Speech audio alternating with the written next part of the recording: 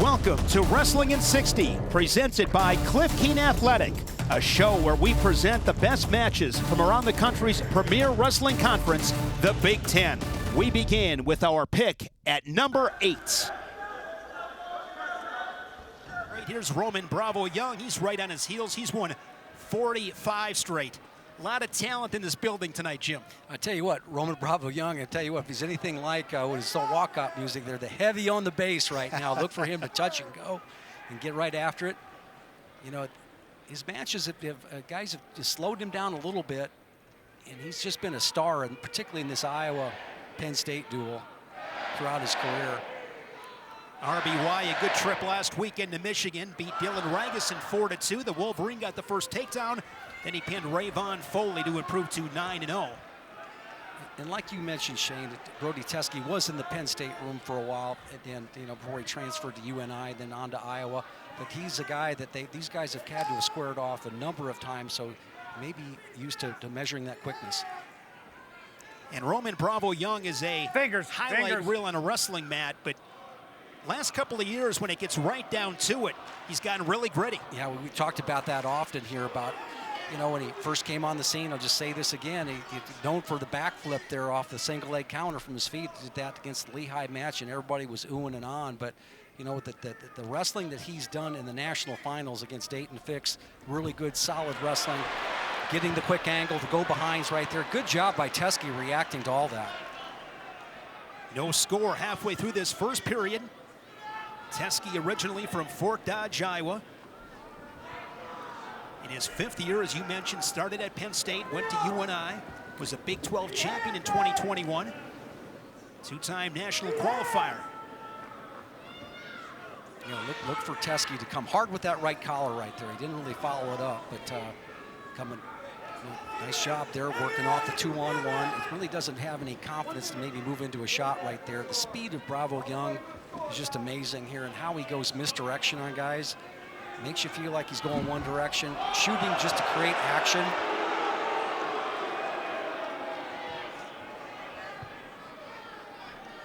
Crowd wanted a stall call there, but that's there's a follow-up shot here, and he gets it. Gets the stall call, RBI. RBY hunts it down, gets the takedown. Easy, gentlemen, up easy. Lion 2-0, 33 ticks to go in the first. What do you feel, Jim, is the most underappreciated aspect of his wrestling? Iowa, look just at me. his top wrestling, and he's just as tough as the guys like Carter Starachi and you know, Aaron Brooks there in the top position. He can control the guy when he needs to, and if it's running a leg down, if it's you know, staying with the guy, scooping the leg is what he's done right here. We saw the speed, we've seen the quickness and everything, but this is where the tough wrestling turns over, and this is what he's done to be able to win national championships, stay in the top position at the end of the period. And he definitely wants to try to keep Teske down here. 10 seconds away from doing that. There's another trip. 1,000, 2,000, you see the counts on the drop down. Makes the adjustment. 2-0 to the second period. Oh, he's grinding inside. Teske starting period on bottom. Oh, there's a scoop right there, the near leg, putting a lot of pressure on Teske's head right there. Has the chin, maybe looking for the cradle. Teske sensing that. You're covering the fingers underneath. Roman Bravo Young with that first period takedown. Now in duels, 61 takedowns scored. He's given up 2, but he's also very good on top, as you alluded to, Jim. 5 times he's accumulated a riding time point, and he's got riding time over 60 seconds here in the second period. Coming back to that you know, head fulcrum right there, getting that head. You called it a coffee grinder last week, and everybody from Ohio wanted to know what you're talking about. It's a coffee grinder. That's what we call it in Wisconsin. Teske with an escape. He's on the board with that tally, 2-1 score. A couple of 4-time state champions in high school. Teske for Iowa. Roman Bravo Young from Arizona, Sunnyside High School. Both athletes pretty square on right now. Fingers, get out of them. That was a big recruiting class for Penn State. There you get a look at those notable recruits. Of course, Michael Beard is now at Lehigh, and Brooks Bravo Young and Brody Teske was part of that class before heading to UNI. I say that class had worked out pretty well. Seth Nevels was in that class as well for Penn State. Short time, 25 seconds here in the second period. Teske's been able to slow this match down. He really has. He's done a nice job here. I know the crowd has got on the official J.R. Johnson a little bit, but, you know, it really has to be followed up here. The guy who's going to get the stalling call is RBY. If he can drop in and get shots like that. Gets a double leg, second takedown of the match. It comes in short time. Those takedowns inside 10, 15 seconds. And then another period finished on top. We're neutral here to begin third period. You know, so many times guys get on shots and there's no activity with the lower body. You can see where he got another quick little angle there and was able to drive through, get the shot. Spencer Lee, a tech fall at 125. RBY and the Nittany Lions looking to answer here at 133.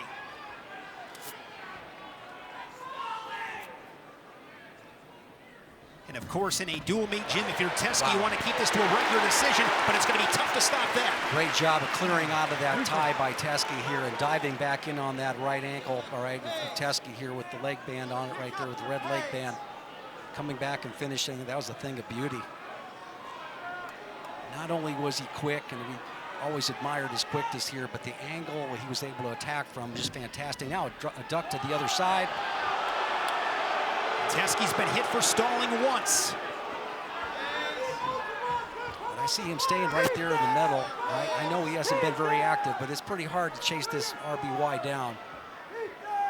I would like to see if he's got a good shot right there. If he can go ahead, test himself, get the shot. And there's the second stall call of points to the Nittany Lion.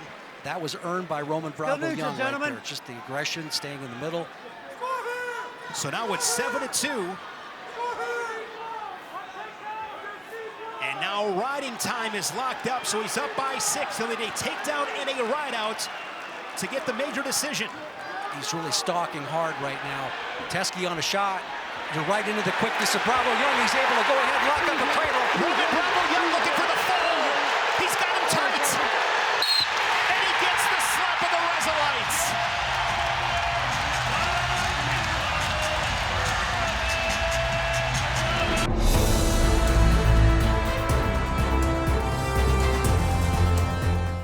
Welcome back to Wrestling in 60, presented by Cliff Keen Athletic.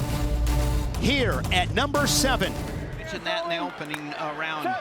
Both of them been very successful on big stages for a long time.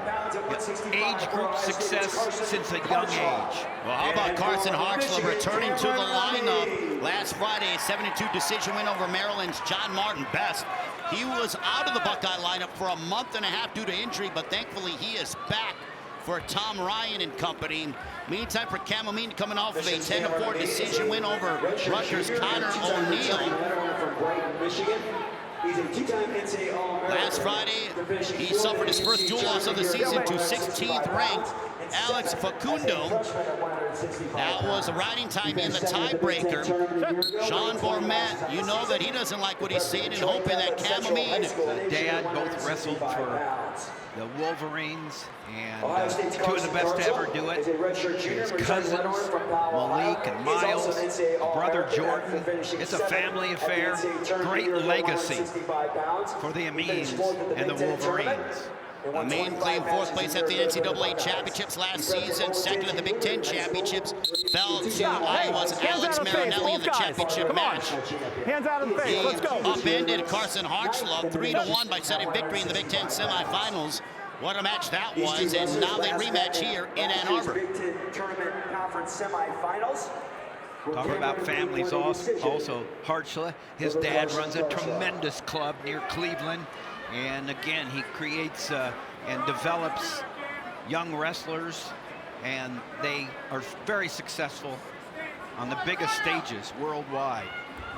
So Kharchla coming out of a program that had him battle-tested and ready when he became a Buckeye. Carson Kharchla 7-1 this season, 1 major decision, 1 tech fall. NCAA qualifier last year, finished 7th at the NCAA Championships, 4th at the Big Ten Championships. He actually defeated Alex Marinelli 3-2 in a regular season Big Ten dual meet. No score between Carson Kharchla and Cam Amine. Curious to see if the layoff has affected Kharchla at all. He did make his return last Friday in a win over Maryland's John Martin Best. We'll see if the layoff has affected him.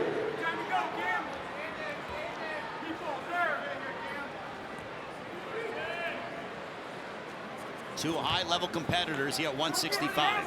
Both wrestlers trying to find the inside position, working to Kharchla trying to get into his collar tie and work from the inside. Cameron trying to touch and go, look for a double. Kharchla back-to-back high school state champion in Ohio. The last time Ohio State won here in Ann Arbor was February 11, 2018. So nearly 5 years. Cam Amine gets on the board. Really important to get out from underneath fast. You don't allow any riding time to build up, and you're back where you want to be.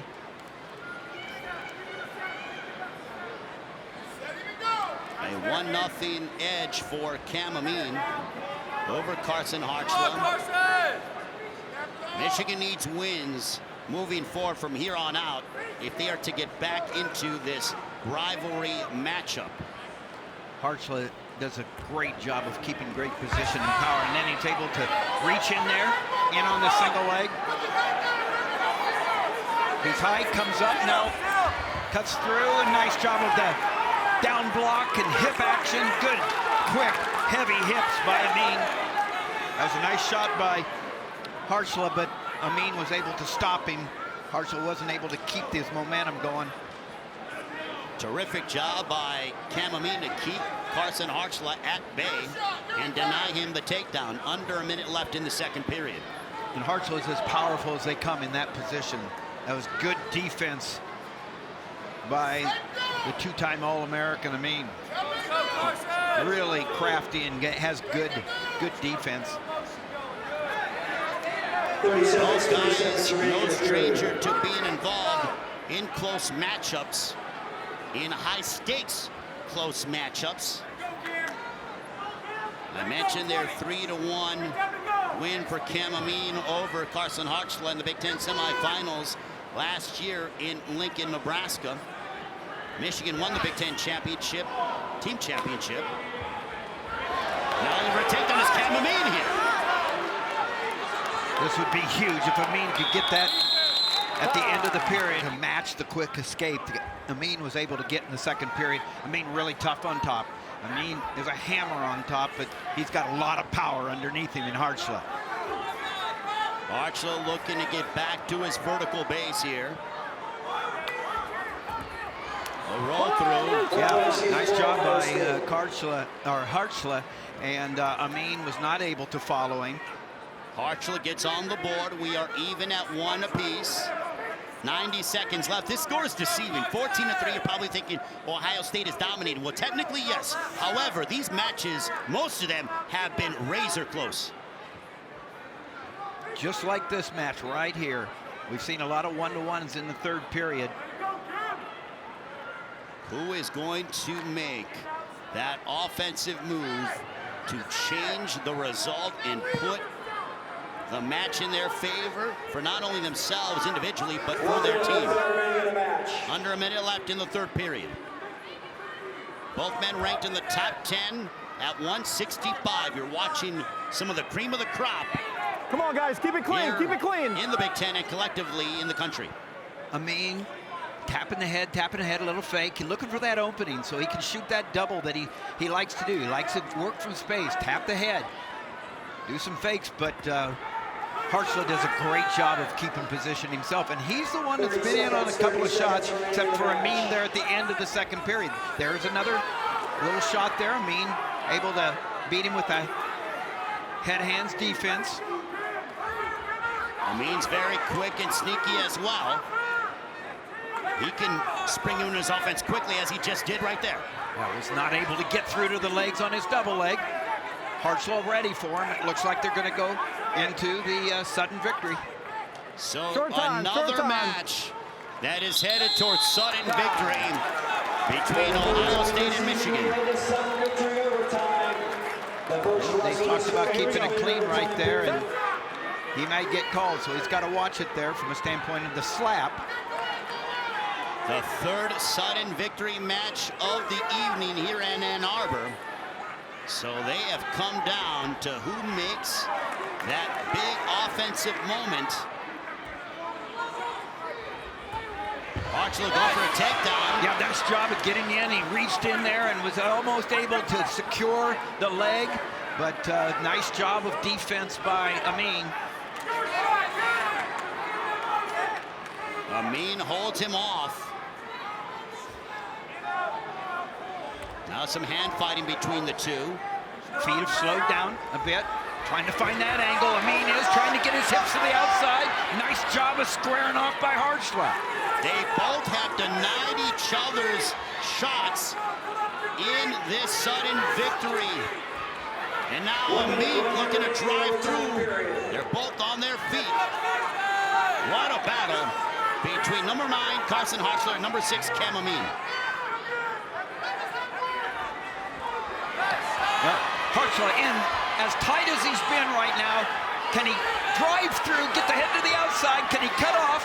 40 seconds. He's got time right here. Wants to use his head as a lever, stay tight, really tight, and drive through. They're saying no. The referees, they say no 2 points. The Ohio State coaching staff thought that Kharchla had the 2, but no, not yet. He's driving through, looking to get that double.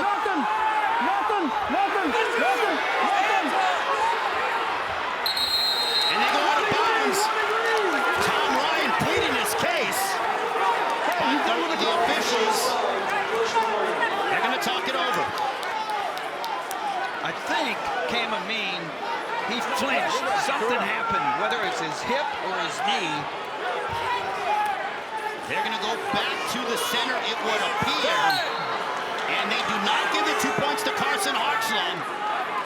So we remain deadlocked at 1 apiece towards the end of sudden victory between 2 of the country's best, Amine and Carson Kharchla.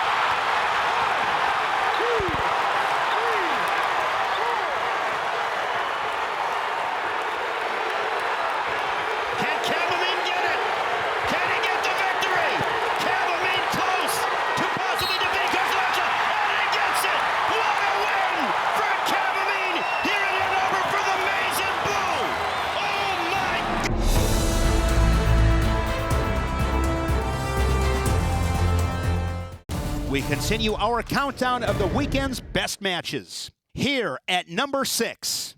Been able to solve because he hasn't. There he gets right through the underhook. Now a roll through attempt there by Liam. Good scramble there on the edge, 40 seconds in. Now it's kind of in a Granby tie-up situation there for Cronin. Good opportunity probably to call a stalemate. So we'll see a lot of that here today. A lot of guys are starting to hit that off their single leg finish. We'll come back to that.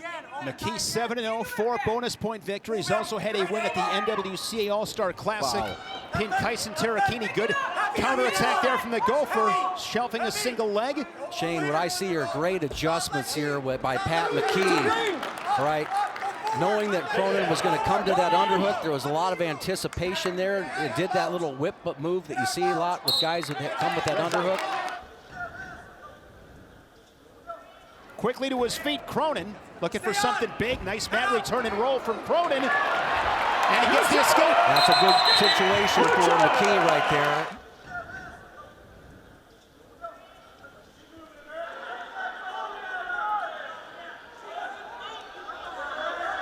Here in this first period, glad to see McKee back on the mat. Yeah, take a look at the adjustments that McKee has made. Again, he doesn't like staying in that underhook position because Cronin just lives in that position, loves it, likes to jack up that underhook and get into that lead leg shot right there. He likes to attack the lead leg of McKee. So there's a lot of familiarity between these two guys. Now a cross ankle pick.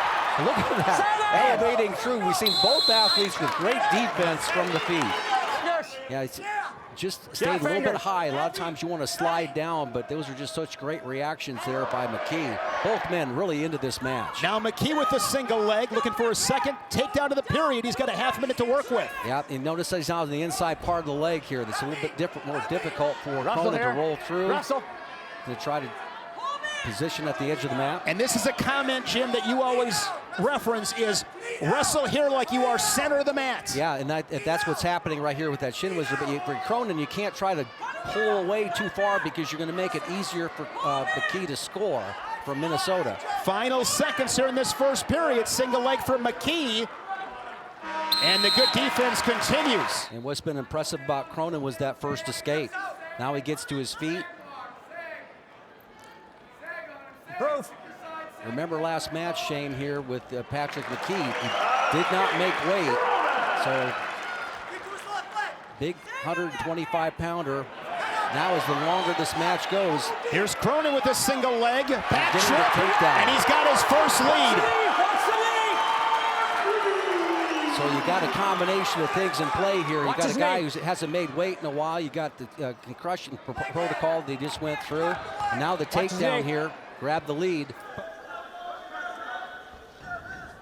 2021, he finished third as a 15 seed, lost in his second round, won 6 straight. And then last year was an 8 seed, lost in the first round, and then won 5 before falling to Vito Arujau of Cornell, and then beat Brandon Courtney of Arizona State to take 5th.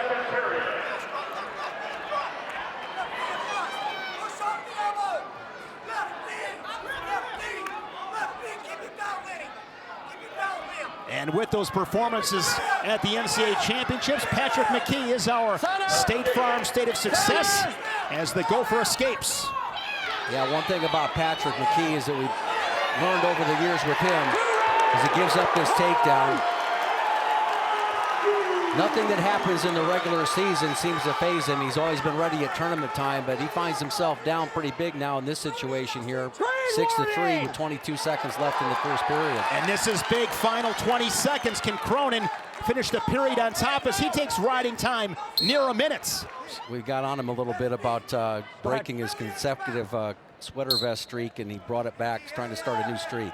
This is huge for Cronin. Can he finish the period on top? There's a good mat return. Attempted roll from McKee. Got to try to get your head up here. The guy that keeps his elevation is going to win the scramble. Stay legal. And that was Cronin. So Cronin takes riding time over a minute. McKee got the first takedown. And since then, Cronin, couple escapes, pair of takedowns. He's leading at 6-3. Doing a nice job in this top position. Here's a whizzer from McKee. And he's shelving the leg and coming up. Again, you're back into that strong position for Cronin. He likes to be in that underhook. Comes right back into the double underhook. We'll see if he comes up with his offense, but 6-4 score. Comes to a double leg and drives through. This time McKee gets caught on the counter. No near fall, but another takedown for Liam Cronin. And Jim, those shots just have great conviction and purpose. Again, when he gets his pacifier, which is that left-handed underhook, all of his offense works off of that, and you saw that happen from the intentional release. He was purposely letting him go, got into the underhook that he wanted, gave up the escape, followed up with a takedown. Head lever position there on the edge. Riding time over 2 minutes for Liam Cronin, the 10th ranked 125-pounder in the country. And right now, if you're McKee, you've got to maybe think big move, but now you're giving up an escape. 8-5 score, you've got to be thinking about something big. Goes back to that underhook, another good clean shot. He's rolled through. All right, and McKee gets the points right there. Should get him anyway as he comes back. And that's big, if nothing else, going to take some time off the clock. Yeah, more than likely. Yeah, they gave the fling the mat call to tie this thing up here, but riding time has been secured for Cronin. So he's up by 3, going to hang on to that right leg, now going to elevate. But time is going to run out, and Liam Cronin is going to hand McKee his first loss of the season, tack on 2 more for good measure. And with the riding time, 11:06.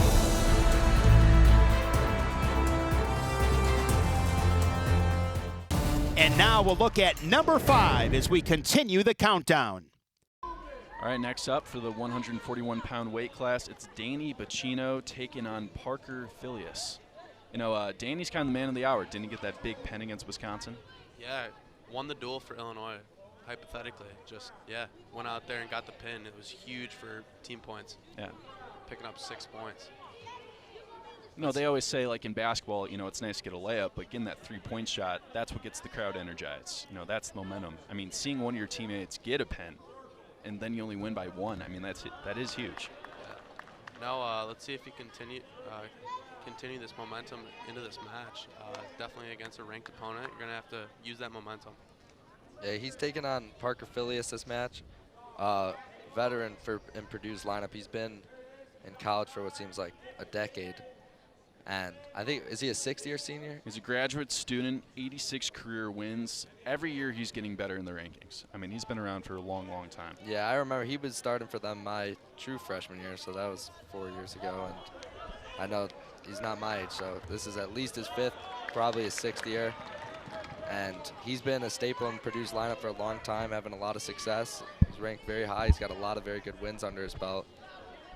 And we'll see how this match goes with the relatively younger wrestler for Illinois, Pucino. Yeah, Filius is one of the bright spots against Iowa. You know, Purdue dropped that match 37-6, but he was one of the point scorers. That's a good win. It's always good to win against Iowa. They're always a tough school, so. But Filius has proved himself over the past few years. He's definitely one of the tougher wrestlers in the country. 2 minutes into the first period. No one's really gotten in that deep. Pucino doing a good job. Hand fighting has had some good fakes. There's been a lot of head-hands defense so far in the match, a lot of down blocks. Yeah. There's another one right there.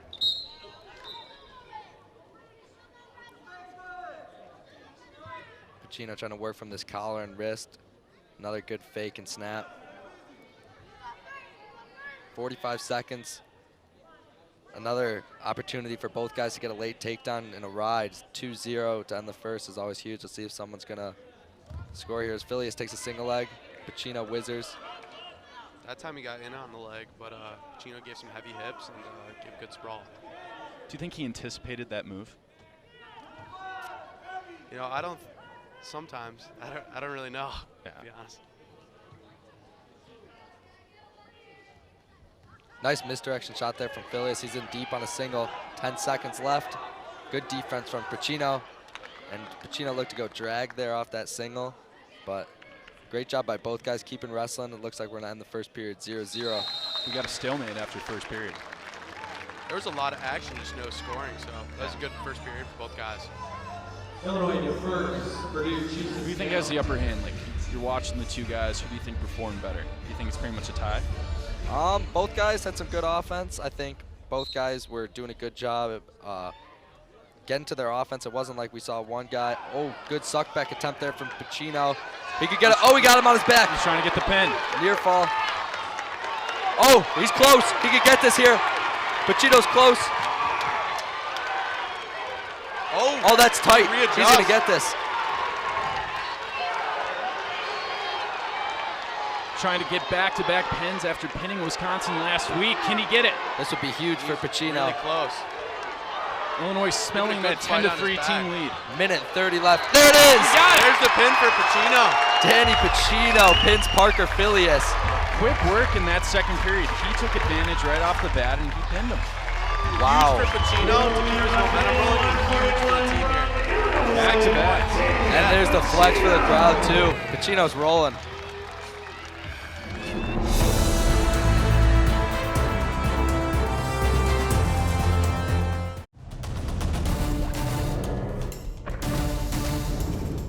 Now let's take a look at our pick for number 4. And he has the skills to become Caffey, excuse me. But he ends up has the skills to be able to be an All-American. Has been so close, been one of those, you know, round of 12 Fingers, guys, gentlemen. really close and getting there. And you know, Braunagel, a guy who's had a good season so far, the Midlands champ, and ends up just being a grinder. You know, this is not a, you know, a little bit like the athlete and the guy who's just kind of puts himself in a good position to win and win late in matches. It is Braunagel, but you know, both these guys are going to try to open each other up and try to get scoring early. They're not scoring earlier in their matches, and we've seen that before this meet. Guys are just settling. Hopefully these guys will get after a shot. There's a beautiful double leg shot. Caught him on that post. That's being coachable. And we've seen this with Braunagel before, Jim. I mean, sometimes he'll do some things. He's a little bit slower pace, more methodic and physical, and then he can explode. He's got that in his toolbox. Yeah, that was a beautiful shot there off of that. Just posted on him and got right to the hips. Coming off a tough loss, he was pinned on Friday night.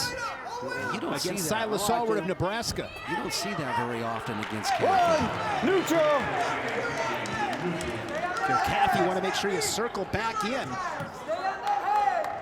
Right, because Braunagel will go forward on you. And there's that swing single attempt there. Left his left arm behind now. But look at this. Braunagel thinking something big, but out of bounds. Good technique. Stay on that head. Gained 27 seconds of riding time as well.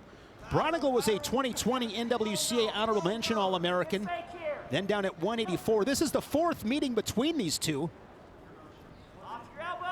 Caffey has won 2 of the 3, but it's been a while. It's been 3 years since they wrestled last. Well, that is exactly, Cam Caffey's one of his strengths, or you shoot on his leg and he'll cut the corner on you. But one way to eliminate that, right, is to come, yeah, nice job of running that down, kind of shot twice at it.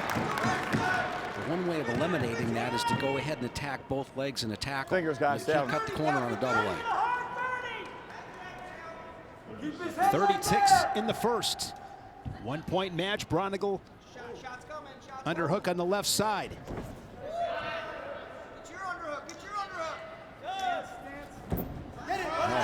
Gave up an angle there. Gave up an angle. That's what I'm talking about here with Caffey. He's able to cut the corner on you right there. You feel like you just have one leg. You don't have Caffey.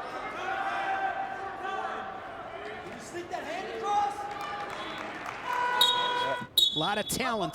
Could this be his year? 197, a stacked weight class, very deep. It won't be easy. One, neutral. Gets the quick escape to knock this one at 2. Coming right to the edge. He's Caffey, kind of walk right back in that position. He likes hanging here. You've seen that swing single. And he hit you to Braunagel's left leg. Oh, nice little whip right there. Try it again.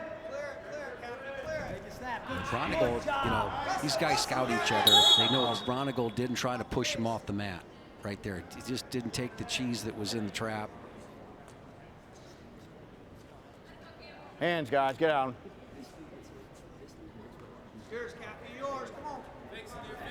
That's that double leg again. That's how you beat a guy that's going to try to cut the corner on you. Hard whizzer there from Caffey. Watch the left foot right now of Caffey. Probably go off. Where'd you stay in? Where'd you stay in? Where'd you stay in? Must feel comfortable in this whizzer position here. She's got the whizzer, the right arm. That's what we call a whizzer. Keep working, guys.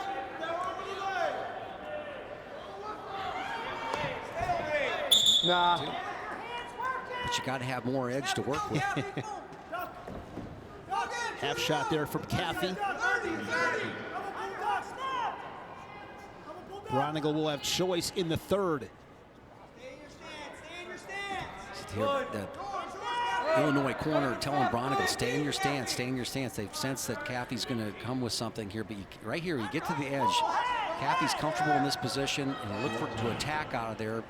That time he slowed out and got a better angle. But we've seen here where he's allowed his opponents to push him all the way to the edge, and then he'll hit that. Braunagel to his feet. 3-second escape. He's back out in front by 1. Working off the underhook now is Braunagel, but it's not too much of a push. going on there. Overhook snap, be ready.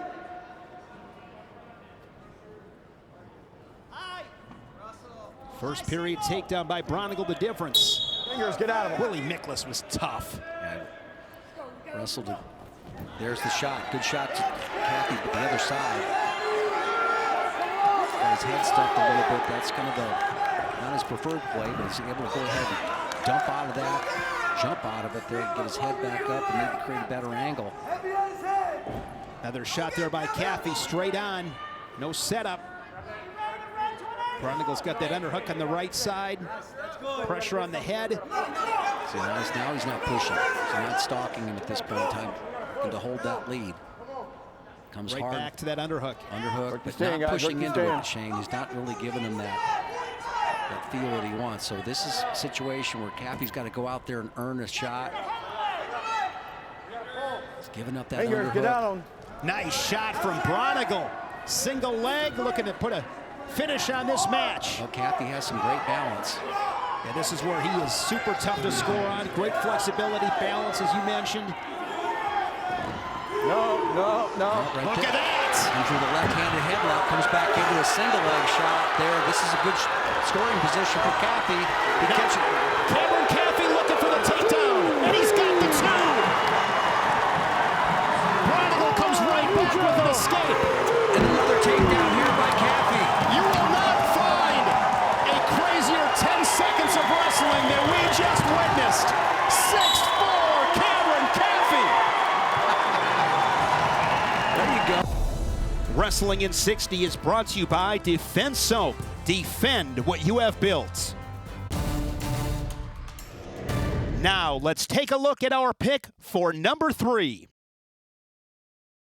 Been able to go ahead and get in on the leg right there. These positions here. And a good sign for Tony Cassioppi to fight off that first double leg. This is their 4th meeting. Parris 3-0 with a couple of pins. Look at the strength from Mason. Parris gets his hips underneath. Looking to finish a single leg center of the mat. Good job of hand fighting there underneath. You see how Cassioppi's fighting that overhand, that outside hand. Now he comes out to the ankle. Parris should be able to finish this. Comes hard on the head. Do it in the center. Look at the flexibility by the big man. Good balance here from Tony Cassioppi. Good work so far. You're not out of it here. You got to fight it like you're just right there in the middle. And Parris dumps him back down and collects both legs. Good finish. Inside wrist there, and Cassioppi did a great job of fighting that for a while. Now comes back up to his feet.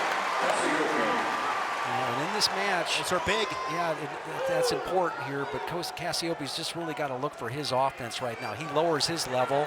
Now he's in a position to be able to cut the corner, and Parris has beat him twice to the shot. No control. Looking for a second takedown. He's got the Hawkeye in his hips. Nothing yet. No control. Look for him to roll him back, and as he does that, Cassioppi releases the pressure and gives up the 2. So 3 really nice shot attempts in the first minute and 30 of this match there by by Parris. The 3-time All-American Mason Parris leading it 4-1. And we've seen in the past where he's been dominant in the top position against Cassioppi, really working hard, spreading the tables of the leg out, the legs of the table out there, chopping. Tony Cassioppi, Jim, 68-11 career record. 7 of those 11 losses to Gable Stevenson and Mason Parris. So many great heavyweights as Cassioppi escapes 4-2 match. Parris has come out strong here with the 2 takedowns, and with 36 seconds left, what is this is an answering situation for Cassioppi. Getting neutral, I guess, is okay, but getting your offense off at this stage is really important too. Even just to get to a leg, get to a fight, make Parris work. And if you're Parris, you got one more in you. That shot, there's a counterattack by Cassioppi, but right into those hips of Mason Parris. Yeah, he had his legs crossed right there. He had the low ankle shot there, could have continued to drive. It just didn't have the extra force. 4-2 to the second period. 2. on his left arm. Cassioppi trying to keep him down, but Parris to his feet. One red neutral. He gets the escape. Neutral.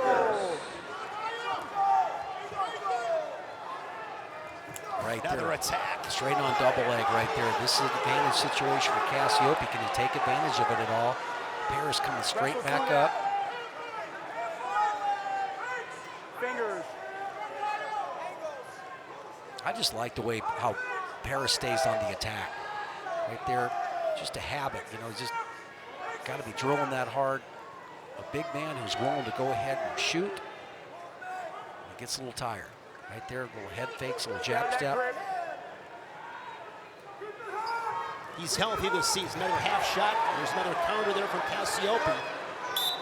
That's what we saw before here at the end of the match there, or at the end of the period, where Cassioppi did get on the leg. He looked like he had both legs set, but he just didn't have that extra drive through. Didn't have the laces up to be able to continue to drive through on the attack. You can't go one and done. What I mean by that is you can't take your shot and be laces flat and have no second move. Right there, a little snatch single there. 40 seconds here in the second period. These two guys wrestling hard. Final match of the night. Inside collar tie there. Snapped off of it. See how the laces are flat right there on the shot? And then had that the extra little step up, and now Parris is able to take advantage of here. Steps across. Cassioppi rolls him through that neutral danger position. He gets it. And now it could be some near fall, Jim. Should be right there. It almost looks like a 45. No. They're saying no near fall. I mean, it couldn't have been that close, at least by his body language. Yeah. So it's 5-4 to the third period. Look at that riding time at 50 seconds, and Cassioppi escapes 5-5. Huge escape right there. Now the straight-on shot there by Parris. Cassioppi underhook on the right side. And they're driving through. He can put that leg in. He grabbed the ankle. He gets it. Cassioppi, 7-5. Tony Cassioppi looking to beat Mason Parris. More than the underhook. He's underhook into a shot. Now he's breaking a little bit of riding time and making Parris work. The Tony chants here inside Carver Hawkeye, and it's a one-point match. Got plenty of time if you're Parris. Beautiful job right there. The fake and go right there with the go behind. And now it's 8-7. That riding time at 45 seconds, edging closer to 1 minute.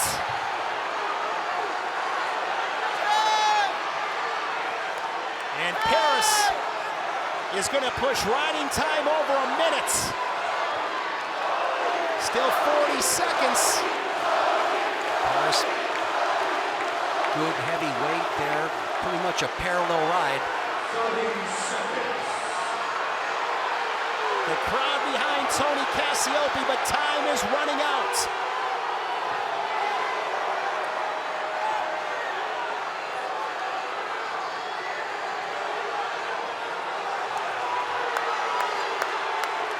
Good battle here at heavyweights. 1 versus 3. They put points on the board. Fun match to watch. Mason Parris with the riding time 9-7. Yeah, just a beautiful job by Mason Parris. We'll be back with more of the week's top matches on Wrestling in 60. Only 2 matches to go. Here is our pick in the runner-up spot. 7 bonus point victories this season. He has started every duel. Durable for the Hawkeyes here at 184. That was a fun match on Friday night with him and Lenny Pinto of Nebraska, 6'5", some interesting positions. Yeah, Pinto will put you in positions like that, and Assad kind of worked his way through those. Nice little shot right there to the single, trying to come out the back door, then slides back in. Active lower body, trying to come out. Peek out of that. There, Dow doing a pretty good job of stuffing the head right here. It's everything he has to square up. Working up Assad.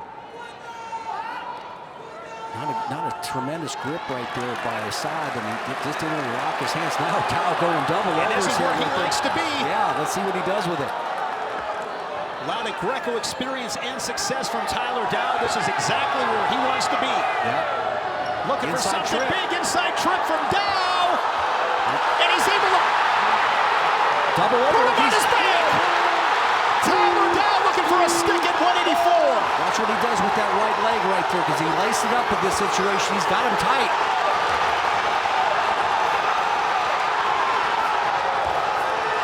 Oh, wow. Tyler Dow, a pin for Wisconsin.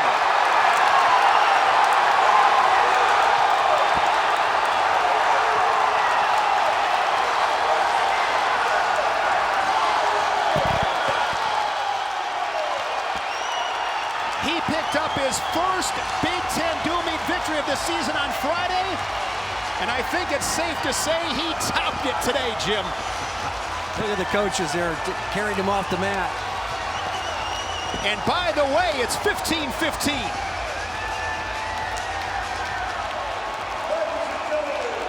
Multiple-time Fargo All-American, showed you that Greco-Roman prowess. You see where Assad is pushing him away here. Now finally he relocks with that and goes all the way, but he gets his belt buckle to the mat. He's the first one to do that right there, and he catches it in a bad way, and this was tight there for a while. Assad doing a nice job of keeping his shoulders up off the mat. This was a tough one to call, but this is where the home crowd helps you out in this instance. Oh, wow, that's a bro.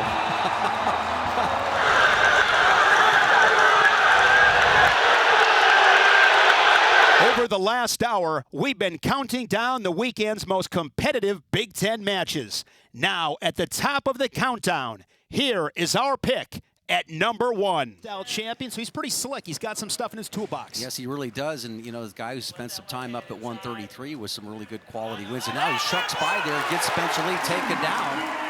Really nice work right there. Got a nice little quick angle on Lee. Matt Ramos, 20 seconds in. Still green. Leading top-ranked Spencer Lee. He'll give the escape 2-1 score. Spencer Lee getting a fall Friday night inside Carver Hawkeye Arena, pinning Maximo Renteria of Illinois. And the Hawkeyes needed that one because it was 5-5 in matches, but Iowa winning 25-19. They got a couple of pins, one from Lee, another from Mirren. Oh, throw right there to Lee. Matt Ramos. Beautiful. Matt Ramos has Lee on his back. Nice job of Lee getting back, and that's 6 points. 8-1 lead right now, Shane. Improve it. Matt Ramos came to wrestle, and he has the 3-time national champion against the ropes here early in this first period. Improve it. A couple of takedowns, that big toss, as you mentioned, Jim, for 6. And this crowd is into it. There you see that last loss. That was at the Big Ten tournament in Minneapolis in 2019. Spencer Lee has won 44 straight matches. Now you see basically Ramos following up here, holding position. He's reacted really well to these shots of Lee. Lee not able to get to the leg yet. And really at this stage right now, when you're trying to come behind from a 6-point move, you got to try to get that escape, which he's been able to do. But scoring points at the end of the period is really important. If he can cut this lead, you know, back to 4, he's within range. He's always going to be in range because he's Spencer Lee, but he gets a nice takedown. Red. Ramos gives up the position there. 8-4 match. Spencer Lee's first takedown. You see Tony Ursuline in the background, the head coach at Purdue. And here comes the tilt, Shane. Patented tilt from Spencer Lee. 3, 4. Match is tied. Spencer Lee was down 8-1. Hold it 4, 7 unanswered, and now he's looking for a fall. Spencer Lee adjusting. He's got 25 seconds. He's settling back, and as he does that, Ramos makes one more move back into him. He's got to try to cut that arm through. He can. Now, looks like Lee will try to fish the legs in right now. He's going to get both legs in. Really putting a lot of pressure on there. Less than 10 seconds. And that's the fall. Spencer Lee down 8-1. How do you like that? As he looks at the Purdue crowd. Spencer Lee, a fall at 125. Let's take a look at this beautiful toss by Matt Ramos here. See how Lee comes up around the waist right here and immediately goes up into the lateral drop. No hesitation on Ramos's part. He gets the 6-point move right there. And now Lee answers with an escape, a takedown, and the mat turn right there. And he fouls it up here with this finish up here for the fall. Keeps that shoulder off the mat. I tell you what, an 8-point lead is not enough.